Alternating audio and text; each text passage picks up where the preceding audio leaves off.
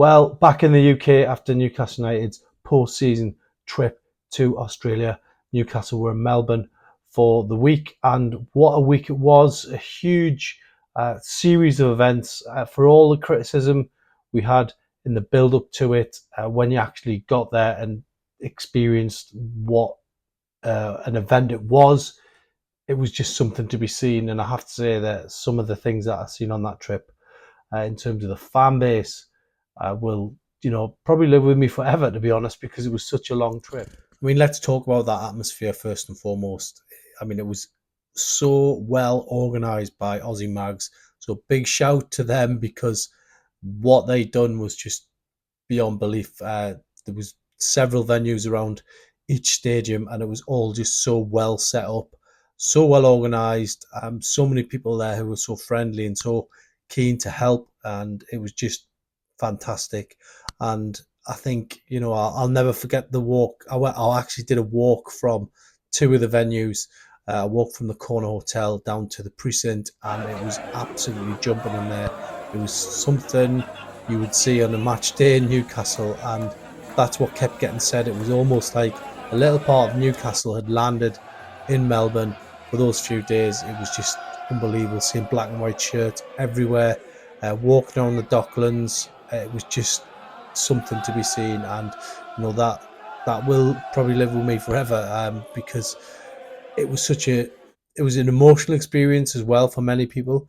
But just the length of the journey, and you just know you're going somewhere so far away, and then to feel like you're actually at home, uh, is such a strange feeling, but a nice feeling as well. So, full marks to Aussie Mags. I thought they were absolutely brilliant. I mean, a quick recap on the two games. First and foremost, the Tottenham Hotspur game. Newcastle, went a goal behind. It shouldn't have stood. It was a handball. With VAR, wouldn't have counted. But they got back into it through Isak, and they won the game on penalties. So that was a really nice way to sign off in front of 79,000 people at the MCG. A phenomenal backdrop to stage a football game. So that was worth it for a lot of people anyway, to see a big event at the MCG. The second game, obviously, I think Newcastle were just pretty much running on empty. That's why they played such a young team and ended up losing 8-0, and that was a bit of a disappointment. But I don't think Newcastle could have played much of a stronger team. Just days after Brentford, with days away from major tournaments happening, I just don't think there was any other way around it from Eddie Howe's point of view. I guess from the organisers' point of view, they would have wanted more of an event. It's something that can probably be improved if Newcastle ever go back again, if Newcastle ever have a pre-season tour or post-season tour. Then obviously you want to see two strong sides, but wasn't possible on this occasion. I think the main event was always going to be the Tottenham game, but there you go. It's done and dusted now. There were still both brilliant occasions in the build up to the game, even if the result was very bruising.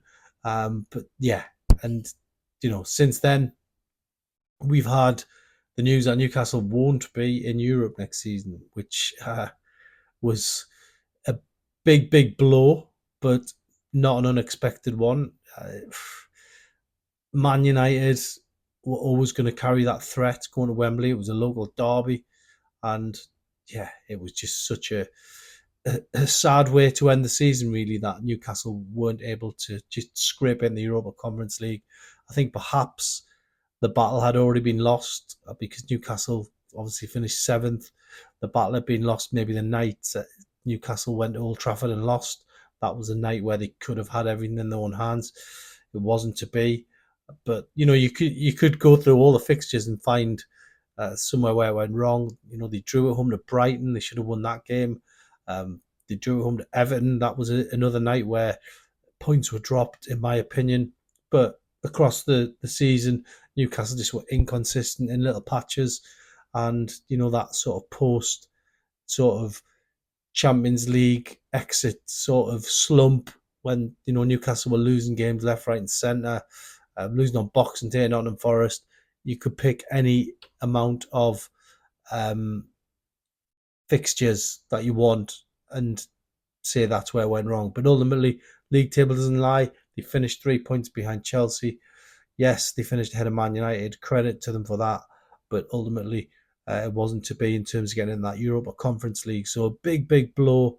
But the silver lining for me is that Newcastle now go into another season where they're just attacking the three competitions. They were comfortable with that last year, obviously finishing in the Champions League. So this might be an opportunity for them. It could be the making of a new team. Eddie Howe will be trying to build a new squad this summer. But I think really, if we're being totally honest, Newcastle just weren't quite at it often enough last season. It was always going to be a big, big test trying to build on finishing in the top four. But really, now it's all about the future. I mean, you can go back to the 94-95 season where Newcastle finished sixth. Something very similar happened. They didn't get into Europe because of the result of the FA Cup final, which was won by Everton, beating Manchester United, and that cost Newcastle a place in Europe that season. So the next season was obviously the 95-96 season where they went on and almost won the league title. The season they were 12 points clear.